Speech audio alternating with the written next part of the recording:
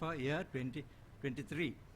Now, they have demonstrated that they are just incapable of calculating such a forecast, because all their long-term generation plan was completely wrong in this one, right? So therefore, a correct demand forecast, if you making use of the trends in the past, will show that there is absolutely no way that the demand would go more than the last year. Therefore, the present existing tariff system is more than adequate to cover the cost.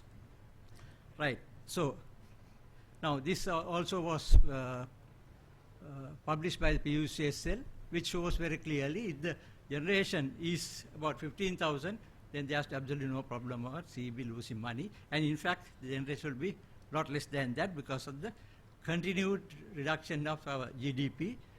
Alongside that one, there will definitely be lower demand. Therefore, picture will be even more different from this one. Now, this again was published by the CEB, quoting quarter 1 and 2. In fact, quarter 3 and 4 was much less. Therefore, it will still be in the order of 15,000. Now, this is the typical example of the relationship between GDP and the power demand. It was continually following the GDP growth, and when the GDP is losing, obviously it shall go down.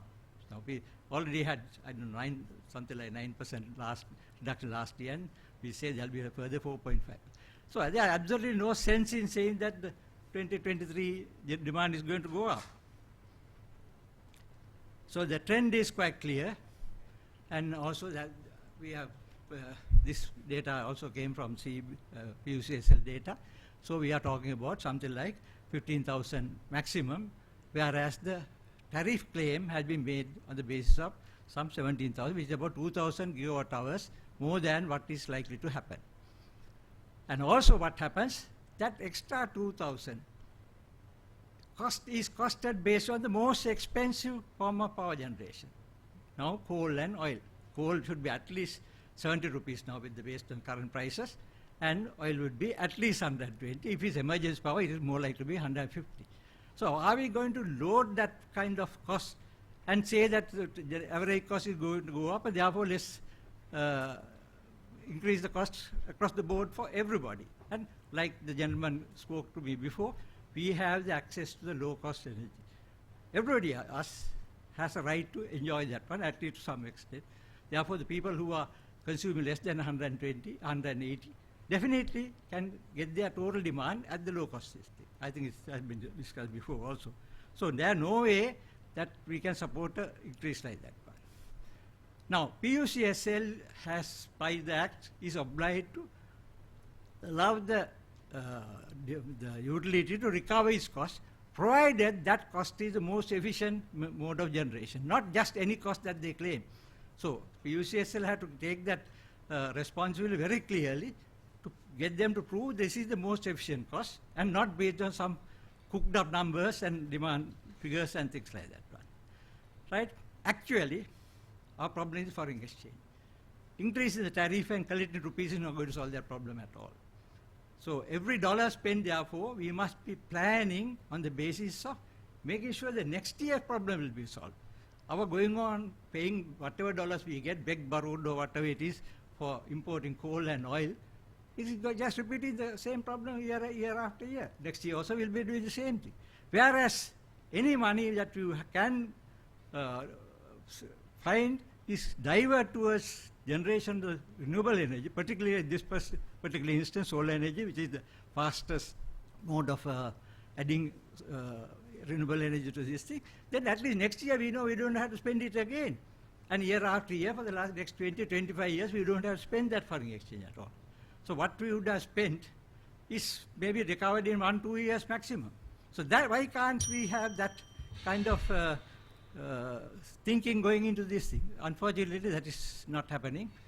And like I said, solar energy, particularly the rooftop solar energy, has shown this trend, and we have added something like 700 megawatts, and which we can continue to add if provided the correct tariff and the support is given.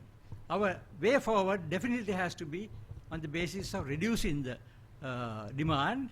Like a gentleman mentioned before, we don't pay any attention at all to DSM, that is the energy efficiency and reduction of demand. We can very easily have a much bigger reduction in cost without affecting the users' rights for electricity.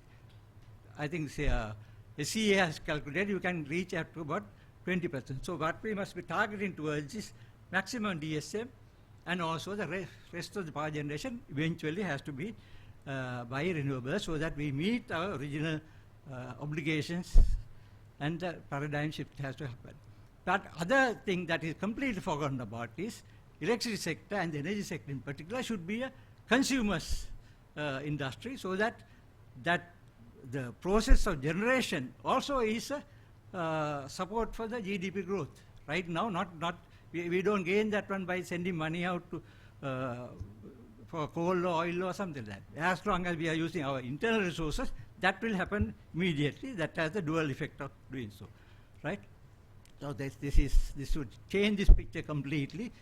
Instead of our collecting all the money and sending it out, we'll be doing the same thing, and we'll have economic growth based on our using our own resources, right? Energy is a national issue. It can't be left to the utility to decide how to plan the generation and all that sort of thing. It has to be a national thing. It must be an independent party who should be doing that. Until we do that one, this picture is not going to change. So, like I said, the conclusion is clear. There's no way there should be a tariff increase now, because increase last year is more than adequate to cover the cost. If you do that one, then we'll have to, we won't have this problem. And we, the consumers, must also take the blame for being silent all this time, allowing the CEB to take us for a ride all these decades, and therefore we might have to suffer the power cuts for some time more, sir. Can't help. We take that suffering now, so that next year, year after, we don't have that problem. Thank you very much. Mr. J. Suresh Kumar, Convener, Institute for People Engagement.